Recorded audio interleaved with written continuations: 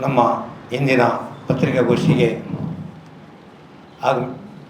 ಹಾಜರಿರುವಂಥ ಎಲ್ಲ ಪತ್ರಿಕಾ ಮಾಧ್ಯಮದವರನ್ನು ಹಾಗೂ ಟಿ ವಿ ಮಾಧ್ಯಮದವರನ್ನು ಛಾಯಾಗ್ರಾಹಕರನ್ನು ನಾನು ದಕ್ಷಿಣ ಕನ್ನಡ ಬಸ್ ಮಾಲಕರ ಸಂಘದ ಪರವಾಗಿ ಈ ಕಾರ್ಯಕ್ರಮಕ್ಕೆ ಸ್ವಾಗತಿಸ್ತೇನೆ.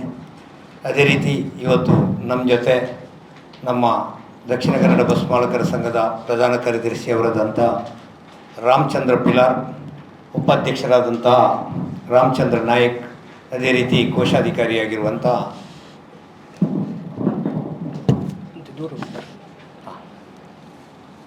ದಿಲ್ರಾಜ್ ಫೆರ್ನಾಂಡಿಸ್ ನಮ್ಮ ಪತ್ರಿಕಾಗೋಷ್ಠಿಯಲ್ಲಿ ಹಾಜರಿದ್ದಾರೆ. ನಾವು ಇವತ್ತು ಈ ಪತ್ರಿಕಾಗೋಷ್ಠಿ ಕರೀಲಿಕ್ಕೆ ಮುಖ್ಯ ಕಾರಣ ಅಂತ ಹೇಳಿದರೆ, ನಮ್ಮ ದಕ್ಷಿಣ ಕನ್ನಡದಲ್ಲಿ ಮುಂಗಾರು ಈಗಾಗಲೇ ಪ್ರಾರಂಭವಾಗಿದ್ದು ರಸ್ತೆಗಳು ಮತ್ತು ಹೆದ್ದಾರಿಗಳು ಗ್ರೀಸ್, ಆಯಿಲ್, ಡೀಸೆಲ್ನಂತಹ ಪದಾರ್ಥಗಳು ಬಿದ್ದು ತುಂಬ ಜಾರಲಿಕ್ಕೆ ಪ್ರಾರಂಭವಾಗಿದೆ. ಈ ಪದಾರ್ಥಗಳಿಂದ ರಸ್ತೆಯಲ್ಲಿ ಪ್ರಾರಂಭದಲ್ಲಿ ಅಪಘಾತವಾಗುವ ಸಾಧ್ಯತೆ ಇದೆ.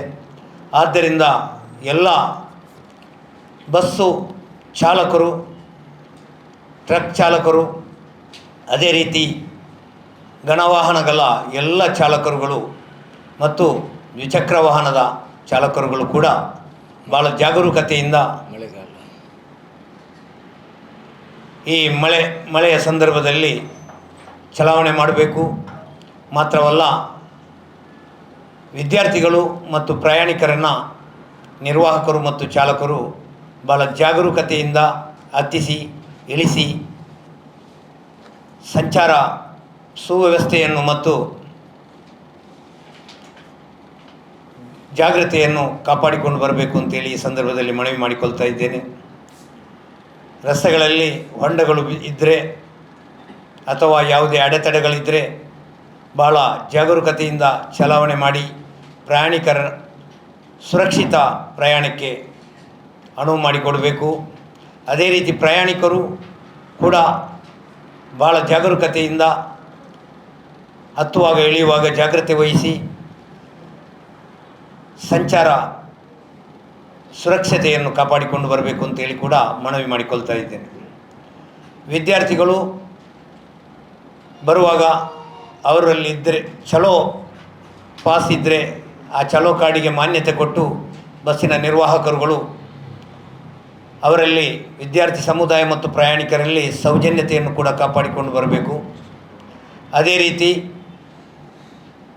ವಿದ್ಯಾರ್ಥಿ ಸಮುದಾಯ ಮತ್ತು ಪ್ರಯಾಣಿಕರು ಬಸ್ಸಿನ ಚಾಲಕ ನಿರ್ವಾಹಕರಲ್ಲಿ ಸೌಮ್ಯದಿಂದ ಸಹಕರಿಸಬೇಕು ಅಂತೇಳಿ ಕೂಡ ಈ ಸಂದರ್ಭದಲ್ಲಿ ಮನವಿ ಮಾಡಿಕೊಳ್ತಾ ಇದ್ದೇನೆ.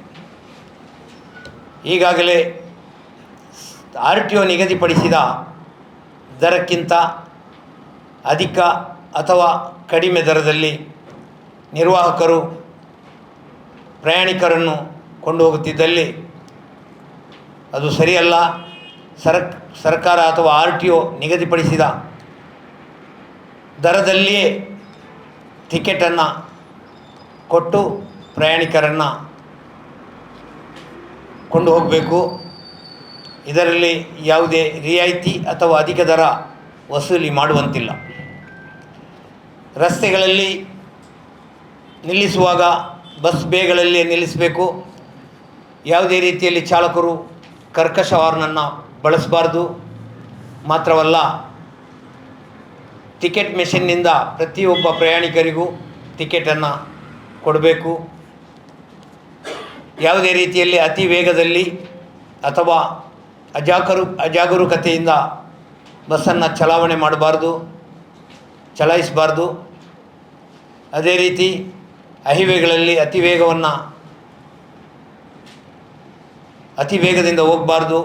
ಈ ರೀತಿ ಸಂಚಾರಿ ಯಾವುದೆಲ್ಲ ನಿಯಮಗಳಿವೆಯಾ ಅವೆಲ್ಲವನ್ನು ಅಚ್ಚುಕಟ್ಟಾಗಿ ಪಾಲಿಸಬೇಕು ಅಂತೇಳಿ ಎಲ್ಲ ಬಸ್ ಚಾಲಕರಲ್ಲಿ ಮತ್ತು ನಿರ್ವಾಹಕರಲ್ಲಿ ನಾನು ಈ ಸಂದರ್ಭದಲ್ಲಿ ಮನವಿ ಮಾಡಿಕೊಳ್ತಾ ಇದ್ದೇನೆ. ಬಸ್ಸಿನ ನಿರ್ವಹಣಾ ವೆಚ್ಚ ಭಾಳಷ್ಟು ಜಾಸ್ತಿಯಾಗಿದ್ದು ಬಸ್ಸುಗಳಲ್ಲಿ ಬಸ್ಸುಗಳ ಡೀಸೆಲ್ ದರ ಈಗಾಗಲೇ 4 ರೂಪಾಯಿಗೂ ಅಧಿಕ ಜಾಸ್ತಿಯಾಗಿದೆ. ಬಿಡಿ ಭಾಗಗಳು, tyre, oil, diesel, battery, chassis, ಆಮೇಲೆ ಬಾಡಿ ಬಿಲ್ಡಿಂಗ್ ರೇಟ್ಗಳು ಈಗಾಗಲೇ 20-30% ಜಾಸ್ತಿಯಾಗಿದೆ. ಮಾತ್ರವಲ್ಲ, ಒಂದು ಸೀಟಿಗೆ 1,000ದಂತೆ 3 ತಿಂಗಳಿಗೆ 50 ಸೀಟಿಗೆ 50,000 ರೂಪಾಯಿ ನಾವು ಟ್ಯಾಕ್ಸ್ ಕಟ್ಟಬೇಕಾಗ್ತದೆ. 1 ಲಕ್ಷದಿಂದ 1.5 ಲಕ್ಷ ಇನ್ಸೂರೆನ್ಸ್ ಪ್ರೀಮಿಯಂ 1 ವರ್ಷಕ್ಕೆ ಕಟ್ಟಬೇಕಾಗ್ತದೆ. ಒಂದು ತಿಂಗಳಿಗೆ EMI 50,000ದಿಂದ 60,000 ಕಟ್ಟಬೇಕಾಗ್ತದೆ. ಇದೆಲ್ಲ ದುಬಾರಿ ವೆಚ್ಚದಿಂದ ನಮ್ಮ ಖಾಸಗಿ ಸಾರಿಗೆ ಉದ್ಯಮ ಭಾಳಷ್ಟು ಸಂಕಷ್ಟಕ್ಕೆ ಬಿದ್ದಿದೆ.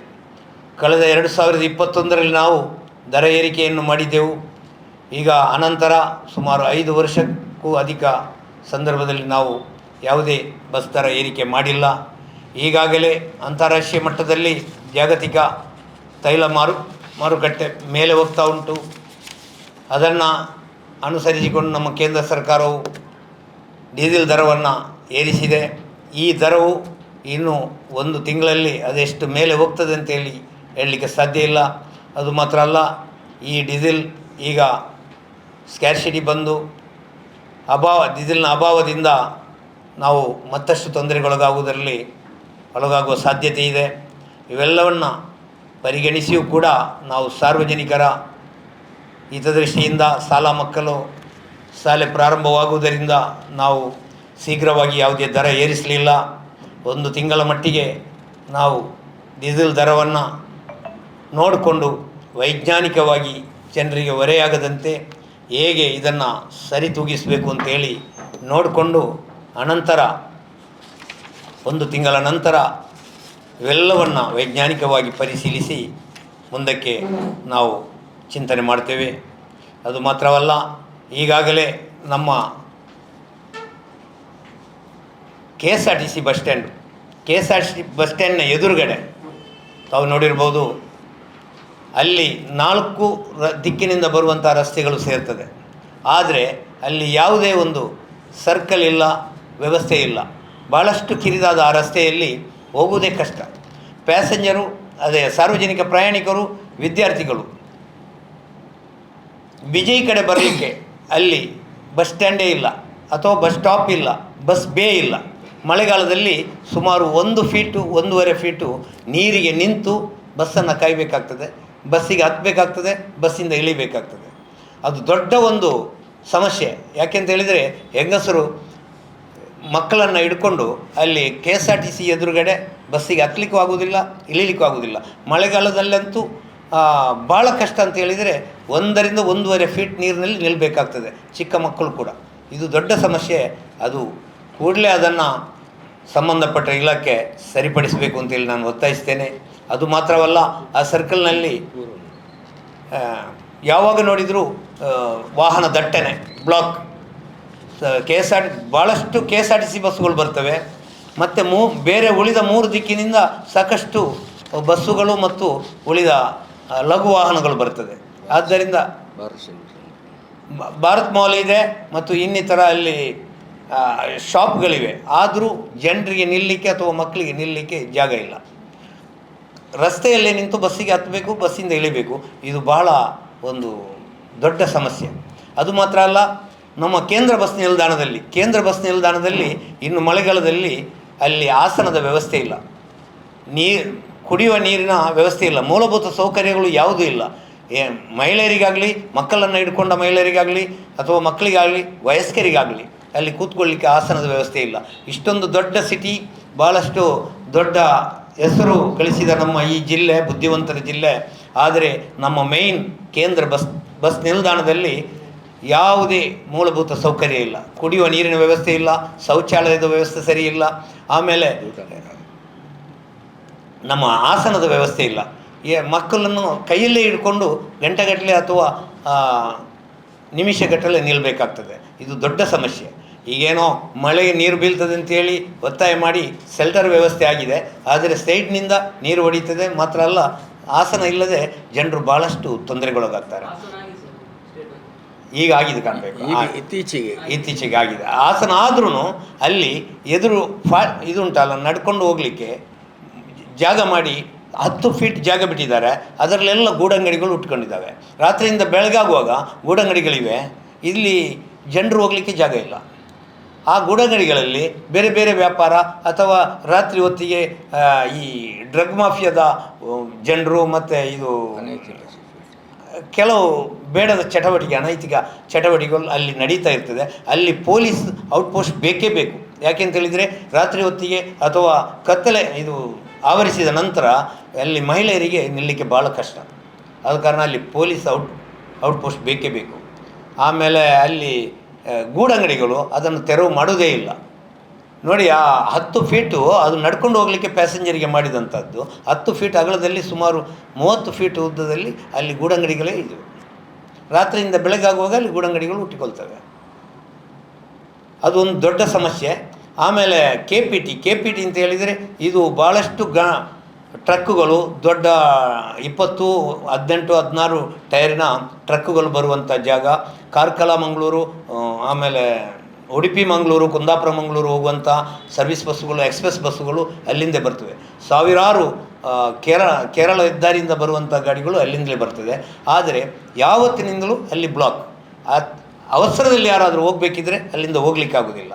ಅಲ್ಲಿ ಏರ್ಪೋರ್ಟ್ ರೋಡಿಗೆ, ಏರ್ಪೋರ್ಟ್ನಿಂದ ಬರುವ ಗಾಡಿಗಳಿಗೂ ಹೋಗ್ಲಿಕ್ಕಾಗೋದಿಲ್ಲ. ಅಲ್ಲಿ ಒಂದು ಸರಿಯಾದ ಒಂದು ವ್ಯವಸ್ಥೆಯನ್ನು ಮಾಡಬೇಕಾಗ್ತದೆ. ಯಾಕೆಂತ ಹೇಳಿದರೆ ನಮ್ಮ ಇಲ್ಲಿ ಕೂಡ ಹಾಗೆ ನಂತೂರು, ಇದು ನಮ್ಮ ಜಿಲ್ಲೆಯ ಇತಿಹಾಸದಲ್ಲಿ ಬ್ಲಾಕ್ ಆಗುವಂಥ ಒಂದು ದೊಡ್ಡ ಇದು. ಎಷ್ಟು ವರ್ಷದಿಂದಲೂ ಬ್ಲಾಕ್ ಆಗ್ತಾ ಉಂಟು, ನಿರಂತರವಾಗಿ ಅಪಘಾತ ಆಗ್ತಾ ಉಂಟು. ಟೂ ವೀಲರ್ಗಳು ಯಾವಾಗಲೂ ನೋಡಿದರೂ ಅಲ್ಲಿ ಅಪಘಾತನೇ. ಮಾತ್ರವಲ್ಲ, ಅದು ಇಳಿಜಾರು ಮತ್ತು ಹತ್ತುವಂಥ ಒಂದು ಇದು ರಸ್ತೆ. ಆದ ಕಾರಣ ಅಲ್ಲಿ ಫ್ರೀ ಲೆಫ್ಟ್ ಅಲ್ಲಿಂದ ನಮ್ಮ ಪದುವ ಕಡೆ ಹೋಗುವಾಗ ಅಲ್ಲಿ ಫ್ರೀ ಲೆಫ್ಟ್ ಬೇಕು ನಮ್ಮ ಕದ್ರಿ ಕಡೆಯಿಂದ ಬರುವಾಗ. ಅದು ಫ್ರೀ ಲೆಫ್ಟ್ ಇಲ್ಲ ಅಂತಾದರೆ ಯಾವಾಗಲೂ ಅಲ್ಲಿ ಬ್ಲಾಕೇ. ಆಮೇಲೆ ನಮ್ಮ ಎಲ್ಲ ಸಿಟಿ ಬಸ್ಸುಗಳು ಸಮಯಕ್ಕೆ ಮಂಗಳದೇವಿ ಕಡೆ ಮುಟ್ಲಿಕ್ಕೆ ಆಗೋದಿಲ್ಲ. ಪ್ಯಾಸೆಂಜರ್ಗಳನ್ನು ಅಥವಾ ವಿದ್ಯಾರ್ಥಿಗಳನ್ನು ಸಮಯಕ್ಕೆ ಸರಿಯಾಗಿ ಮುಟ್ಟಿಸಲಿಕ್ಕೆ ಆಗೋದಿಲ್ಲ. ಇದೆಲ್ಲ ಈ ಬ್ಲಾಕ್ನಿಂದ ಆಗ್ತದೆ. ಆಮೇಲೆ ಪದ್ವದಲ್ಲೂ ಇದೇ ಪ್ರಾಬ್ಲಮ್. ಅಲ್ಲಿ ಕೂಡ ಒಂದು ಸರಿಯಾದ ಪೊಲೀಸ್ ವ್ಯವಸ್ಥೆ ಬೇಕು. ಅಲ್ಲಿರೋದು ಈಗ ಇವರು ಯಾರು ನಮ್ಮ ಮಿಲಿಟರಿ ರಿಟೈರ್ಡ್ ಒಬ್ಬರು ನಿಂತಿರ್ತಾರೆ, ಹೋಮ್ ಗಾರ್ಡ್ಗಳು ನಿಂತಿರ್ತಾರೆ. ಅಲ್ಲಿ ಸರಿಯಾದ ಪೊಲೀಸ್ ವ್ಯವಸ್ಥೆ ಬೇಕು. ಈ ಒಂದು ಪದುವ, KSRTC, KPT, ನಂತೂರು ಈ ಇಷ್ಟು ವ್ಯವಸ್ಥೆ ಸರಿಯಾಗದಿದ್ದರೆ ಯಾವತ್ತೂ ಜನರಿಗೆ ಅವಸರದಲ್ಲಿ ಮುಟ್ಲಿಕ್ಕೆ ಆಗೋದಿಲ್ಲ. ಆಮೇಲೆ ಆಸ್ಪತ್ರೆಗೆ ಹೋಗುವಂಥವರು, ಶಾಲೆಗೆ ಹೋಗುವಂಥವರು, ಎಕ್ಸಾಮಿಗೆ ಹೋಗುವಂಥವರು, ಆ್ಯಂಬುಲೆನ್ಸು ಇತ್ಯಾದಿಗಳಿಗೆ ಭಾಳ ಕಷ್ಟ ಆಗ್ತದೆ. ಅದು ಮಾತ್ರ ಅಲ್ಲ, ಈಗ ನಾವು ಮುಖ್ಯವಾಗಿ ಇದು ನಮ್ಮ ಅಂಬೇಡ್ಕರ್ ಸರ್ಕಲ್ನಿಂದ ಕರಾವಳಿ ಸರ್ಕಲ್ವರೆಗೆ ಅಲ್ಲಿ ಎರಡೂ ಕಡೆ ಪಾರ್ಕಿಂಗ್. ಅಲ್ಲಿಂದ ಅಂಬೇಡ್ಕರ್ ಸರ್ಕಲಿಂದ ಪುನಃ ಹಂಪನಕಟ್ಟೆವರೆಗೆ ಎರಡೂ ಕಡೆ ಪಾರ್ಕಿಂಗ್. ಎಲ್ಲ ಪಾರ್ಕಿಂಗ್ ಮಾಡಿ ಅಲ್ಲಿ ಭಾಳಷ್ಟು ಇದು ವಾಹನ ದಟ್ಟಣೆಯಾಗಿ ಬ್ಲಾಕ್ ಆಗ್ತದೆ. ಇದು ಬೆಳಗಿನ ಪೀಕ್ ಅವರಲ್ಲಿ, ಸಾಯಂಕಾಲದ ಪೀಕ್ ಅವರ್ಗಳಲ್ಲಿ ಜನರಿಗೆ ಭಾಳ ತೊಂದರೆ ಆಗ್ತದೆ. ಇದು ಸರಿಯಾಗಬೇಕು. ಆಮೇಲೆ ನೀರಾವರಿಯವರು, ಕಾರ್ಪೊರೇಷನ್ನವರು, ಸ್ಮಾರ್ಟ್ ಸಿಟಿಯವರು ಮತ್ತು ನ್ಯಾಷನಲ್ ಹೈವೇ ಇವರ ಮಧ್ಯೆ ಹೊಂದಾಣಿಕೆ ಇಲ್ಲ. ಯಾವಾಗ ನೋಡಿದರೂ ಅವರಿಗೆ ಅಗೀತಾ ಇರ್ತಾರೆ. ಒಂದು ದಿನ ಇವರು ಅಗೀತಾರೆ, ಮತ್ತೊಂದು ವಾರದಲ್ಲಿ ಅವರು ಅಗೀತಾರೆ. ಇದರಿಂದಾಗಿ ಭಾಳ ಬ್ಲಾಕ್ ಉಂಟಾಗ್ತದೆ. ಮಾತ್ರವಲ್ಲ, ಈ ಟೂ ವೀಲರ್ನವರಿಗೆ ಭಾಳ ತೊಂದರೆ ಆಗ್ತದೆ. ಮತ್ತು ಕೆಲವು ಎಲ್ಲಿಯಾದರೂ ಈ ಎಲೆಕ್ಟ್ರಿಕ್ ಕಂಬ, ಆಮೇಲೆ ಈ ಜಾಹೀರಾತು ಕಂಬಗಳು ಮತ್ತು ಕೆಲವು ಕಡೆ ಮರಗಳು ಇದ್ದು ಟೂ ವೀಲರ್ನವರು ಹೆಚ್ಚಿನವರು ಇದಕ್ಕೆ ಹೊಡೆದು ಅಪಘಾತದಲ್ಲಿ ಇದು ಸಾಯ್ತಾರೆ. ಆದ ಕಾರಣ ಇಂಥ ಆ್ಯಕ್ಸಿಡೆಂಟ್ಗಳನ್ನು ತಪ್ಪಿಸುವುದಕ್ಕಾಗಿ ಆದಷ್ಟು ಮಟ್ಟಿಗೆ ಎಲೆಕ್ಟ್ರಿಕ್ ಕಂಬಗಳನ್ನು ಬದಿಗೆ ಸರಿಸಬೇಕು. ಆಮೇಲೆ ಈ ಜಾಹೀರಾತು ಫಲಕಗಳನ್ನು ಎಲ್ಲಿ ವೈಜ್ಞಾನಿಕವಾಗಿ ಅದನ್ನು ನಿರ್ಮಿಸಬೇಕು. ಆಮೇಲೆ ಮರಗಳು ಅನಾವಶ್ಯ ಇದ್ದರೆ ಅದನ್ನು ತೆಗೆದು ರಸ್ತೆಯಲ್ಲಿ ಯಾವುದಾದರೂ ಮುಚ್ಚು ಇದರಿಂದ ಮುಚ್ಚಿರ್ತಾರೆ ಯಾವ ಕಲ್ಲಿನಿಂದ, ಅದು ಎಲ್ಲಾದರೂ ಓಪನ್ ಇದ್ದರೆ ಅದನ್ನು ಕೂಡಲೇ ಸರಿಪಡಿಸಬೇಕು. ಯಾಕಂತ ಹೇಳಿದರೆ ದೊಡ್ಡ ಮಳೆಗೆ ನೀರು ತುಂಬಿ ಚಿಕ್ಕ ಮಕ್ಕಳು ಹೋಗಿ ಅದರಲ್ಲಿ ಬಿದ್ದು ಅಪಘಾತವಾಗುವ ಸಾಧ್ಯತೆ ಉಂಟು, ಅವಘಡವಾಗುವ ಸಾಧ್ಯತೆ ಉಂಟು. ಇವೆಲ್ಲವನ್ನು ಸರಿಪಡಿಸಬೇಕು ಅಂತೇಳಿ ಈ ಸಂದರ್ಭದಲ್ಲಿ ಒತ್ತಾಯ ಮಾಡ್ತೀವಿ. ಜ್ಯೋತಿ ಬಸ್ ಸ್ಟ್ಯಾಂಡ್ ಮರಗಳು ಫುಲ್ಲು ನೀರು, ಜ್ಯೋತಿ ಬಸ್ ಸ್ಟ್ಯಾಂಡ್ ಈ ರೀತಿ ಕೆಲವೊಂದು ಸೂಚನೆಗಳನ್ನು ಕೊಟ್ಟಿದ್ದೀರಿ. ಹಾಂ ಈಗ ಪತ್ರಿಕಾ ಪ್ರಕಟಣೆ ಕೊಟ್ಟಿದ್ದೀರಿ. ಅವರಿಗೆ ಮುಖಾಂತರ ಏನಾದರೂ ಹೇಳಿದ್ರೆ ಅವರಿಗೆ ಏನಾದರೂ ಕಳೆದು ಈ ರೀತಿ ಪಾಲಿಸಬೇಕು ಎನ್ನುವಂಥದ್ದನ್ನು ಹೇಳಿದ್ದೀರಾ? ಹೌದು, ನಾವು ಈಗಾಗಲೇ ವರ್ಷವೂ ನಾವು ಅವರಿಗೆ ತರಬೇತಿ ಶಿಬಿರ ಮಾಡ್ತಾ ಇದ್ದೇವೆ. ಟ್ರೈನರನ್ನು ತಂದು ತರಬೇತಿ ಶಿಬಿರ ಮಾಡಿದ್ದೇವೆ. LOCSನಲ್ಲಿ ಮಾಡಿದ್ದೇವೆ. ಪೊಲೀಸ್ ಇದರಲ್ಲಿ ಹಾರ್ನಲ್ಲಿ ಕೂತ್ಕೊಳ್ಳಿಕ್ಕೆ ಆಗೋದಿಲ್ಲ, ಆ ರೀತಿ ಇರ್ತದೆ. ಖಂಡಿತ ಖಂಡಿತ ಹೌದೌದು ಹಾಂ ಹೊಡಿತಾರೆ. ಗೊತ್ತಾಯ್ತು ಗೊತ್ತಾಯ್ತು ಗೊತ್ತಾಯ್ತು ಗೊತ್ತಾಯ್ತು. ಅಲ್ಲ, ನೀವು ಈ ಮೂಲಕ ಪತ್ರಿಕೆ ಮೂಲಕ ಮಾಡ್ತೇವೆ. ಈಗ ನಾವು ನಮ್ಮ ಸಂಘಕ್ಕೆ ಮಾಲಕರನ್ನು ಕರೆದಿದ್ದೇವೆ. ಮಾಲಕರಿಗೆ ಸರಿಯಾಗಿ ಈಗ 11 ಗಂಟೆಗೆ ನಮ್ಮದು ಮೀಟಿಂಗ್ ಉಂಟು. ಅದರಲ್ಲಿ ಅವರಿಗೆ ಎಲ್ಲ ಡ್ರೈವರ್ ಕಂಡಕ್ಟರ್ಗಳಿಗೆ ಶಿಸ್ತುಬದ್ಧವಾಗಿ ಇದನ್ನು ಹೇಳಿ ಕೇಳಿದ್ದೇವೆ. ಆಮೇಲೆ ಮುಂದಕ್ಕೆ ನಾವು ಇವರನ್ನು ಡ್ರೈವರ್ ಕಂಡಕ್ಟರ್ನ ಕರೆಸಿಕೊಂಡು ನಾವು ಇದು ಮಾಡ್ತೇವೆ, ಟ್ರೈನಿಂಗ್ ಮಾಡ್ತೇವೆ.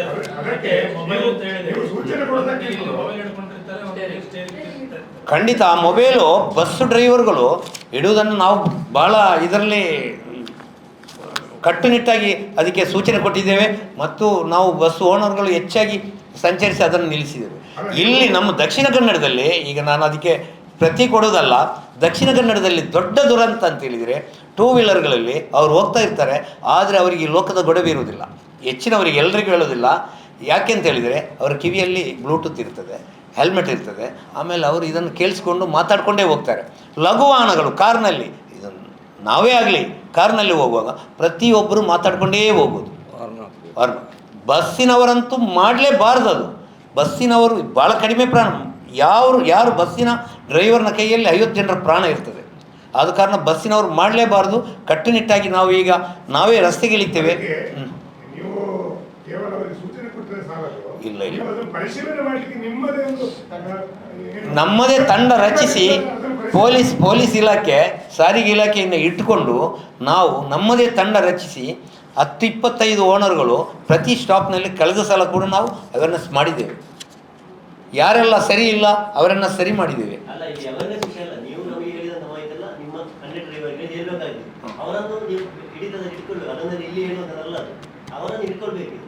ನಿಮ್ಮ ಬಸ್ಸಿನ ಎದುರುಗಡೆಯಿಂದ ನಮಗೆ ದ್ವಿಚಕ್ರ ವಾಹನ ಹೋಗ್ಲಿಕ್ಕೆ ಆಗುದಿಲ್ಲ. ಯಾವ ಅಡಿಗೆ ಆಗ್ತಾರೆ ಅಂತ ಹೇಳಲಿಕ್ಕೆ ಸಾಧ್ಯ ಇಲ್ಲ. ಅಷ್ಟು ವಾಹನ ನೀವೊಮ್ಮೆ 2 ವೀಲರ್ ಹೋಗ್ಬೇಕು ಬಸ್ಸಿನ ಎದುರು. ಇಲ್ಲ 2 ವೀಲರ್ನಲ್ಲಿ ಹೋಗ್ಬೇಕು ಅಂತ ಇಲ್ಲ, ನಂಗೂ ಗೊತ್ತುಂಟು.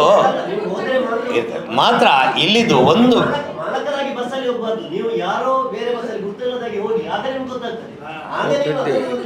ಹೋಗ್ತಾ ಇದ್ದೀವಿ ನಾವು. ಇಲ್ಲಿ ದಕ್ಷಿಣ ಕನ್ನಡದಲ್ಲಿ ಬಸ್ ಮಾಲಕರು ಬಸ್ನಲ್ಲಿ ಹೋದಷ್ಟು ಎಲ್ಲೂ ಹೋಗುದಿಲ್ಲ. ಬೈಕ್ಗಳು ಉಂಟಲ್ಲ, ಅದು ಕೇಳಿದ್ರೆ ನಮಗೆ ದೋಷ ಬರ್ಬೋದು. ಅಷ್ಟು ಅವ್ರದ್ದು ಬಸ್ಸಲ್ಲಿ ತಪ್ಪಿದ್ರೆ ನಮಗೆ ಅದು ಅನುಭವ ಬರ್ತದೆ. ಅಂತ ಬೈಕ್ಗಳು ಅಲ್ಲಲ್ಲ, ಇದು ದೊಡ್ಡ ಸಮುದ್ರ ನೋಡಿ, ಒಂದೊಂದು ತಪ್ಪುಗಳು ಬರ್ತದೆ. ಅಲ್ಲ, ಸಾರಿಗೆ ವ್ಯವಸ್ಥೆ ನಾನು ಹೇಳ್ತೇನೆ, ಸಾರಿಗೆ ವ್ಯವಸ್ಥೆ ಅಂತ ಹೇಳಿದರೆ ಅದು ಸ್ವಲ್ಪ ಇದೇ ನೀವು ಘಟ್ಟದ ಮೇಲೆ ಹೋದರೆ ಆ ಟೆಂಪೋದಲ್ಲಿ ದಕ್ಷಿಣ ಕನ್ನಡದಲ್ಲಿ ಇದ್ದದರಲ್ಲಿ ಉಂಟಲ್ಲ ಬೆಟರ್ ಏಷ್ಯಾ ಖಂಡದಲ್ಲಿ. ಇಲ್ಲಿ ಇಷ್ಟೊಂದು ವಿಶ್ವವಿದ್ಯಾಲಯಗಳು, ಆಸ್ಪತ್ರೆಗಳು, ಶಾಲಾ ಕಾಲೇಜುಗಳು ಬೆಳೀಲಿಕ್ಕೆ ಇಷ್ಟೊಂದು ನಿಮಿಷ ಸೆಕೆಂಡಿಗೆ ನಾವು ಮೂಲೆಗೆ ಹಳ್ಳಿಗೆ ನಾವು ಸರ್ವಿಸ್ ಕೊಡುವುದೇ ಕಾರಣ. ನೋಡಿ, ಇದು ಹೇಳ್ತೇನೆ ದೊಡ್ಡ ಸಮುದ್ರ, ಚಿಕ್ಕ ತಪ್ಪುಗಳು ಬರ್ತದೆ. ಈ ಸಾರಿಗೆ ವ್ಯವಸ್ಥೆಯನ್ನು ಬಸ್ ಬೇಗಳಿಲ್ಲದೆ ಹೈವೇಯಲ್ಲಿ ಈ ಚಿಕ್ಕ ರಸ್ತೆಯಲ್ಲಿ 1970ರ ರಸ್ತೆ ಈಗಲೂ ಉಂಟು. ಆದರೆ 1970ರಲ್ಲಿ ಎಷ್ಟು ವೆಹಿಕಲ್ಗಳಿದ್ದವು, ಈಗ ಎಷ್ಟು ವೆಹಿಕಲ್ ಇದ್ದಾವೆ. ಆದರೆ ಇದರಲ್ಲಿ ನಾವು ಸಂಚಾರ ಮಾಡಿ ಜನರನ್ನು ಮುಟ್ಟಿಸ್ತಿದ್ದೇವಲ್ಲ, ಅದು ಒಂದು ದೊಡ್ಡ ಪವಾಡ. ಆದರೆ ನೀವು ಹೇಳಿದ ಸೂಚನೆಯನ್ನು ಖಂಡಿತವಾಗಿಯೂ ನಾವು ಪಾಲನೆ ಮಾಡಲಿಕ್ಕೆ ಬದ್ಧರಾಗಿದ್ದೇವೆ.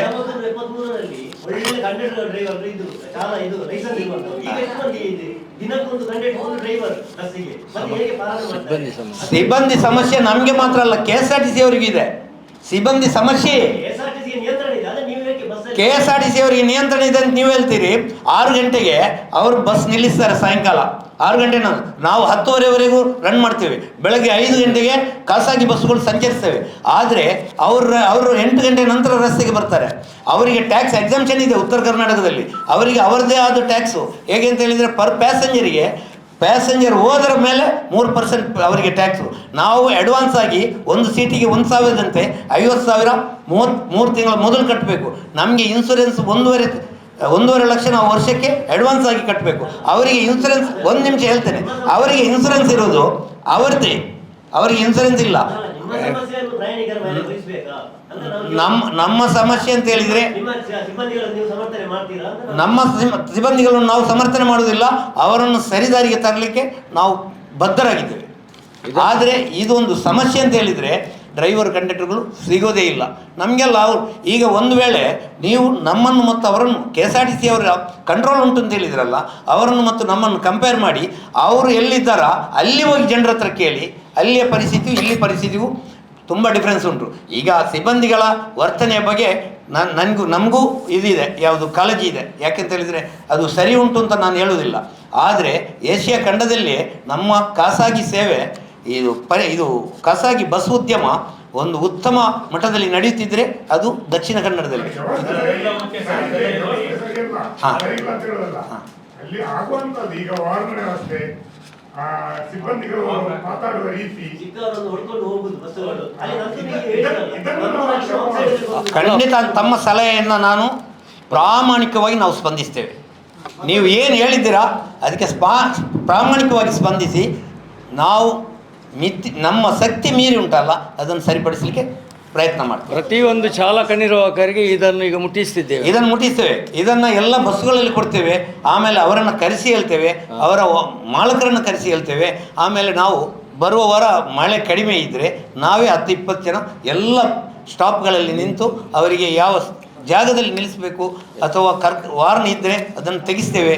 ನಾವು ಪೊಲೀಸರನ್ನು ಇಟ್ಕೊಂಡೇ ಈ ಕಾರ್ಯಾಚರಣೆ ಮಾಡ್ತೇವೆ.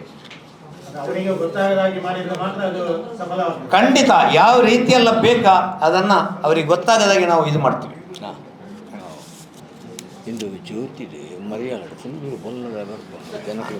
ಮತ್ತೊಂದು ಅಂಬೇಡ್ಕರ್ ಸರ್ಕಲ್ ಹತ್ರ ಮಳೆಗಾಲದಲ್ಲಿ ತುಂಬ ನೀರು ನಿಲ್ತದೆ, ಜನರಿಗೆ ತೊಂದರೆ ಆಗ್ತದೆ. ಇದರಿಂದ ಬಸ್ಸಿಗೇನು ತೊಂದರೆ ಇಲ್ಲ, ನಮಗೇನು ತೊಂದರೆ ಇಲ್ಲ, ಜನರಿಗೆ ಮತ್ತು ಮಕ್ಕಳಿಗೆ ಯಾವಾಗಲೂ ಅವರು ಒಂದು ಅರ್ಧ ಫೀಟ್ ನೀರಿನಲ್ಲಿ ನಿಲ್ಲಬೇಕಾಗ್ತದೆ. ಓಕೆ.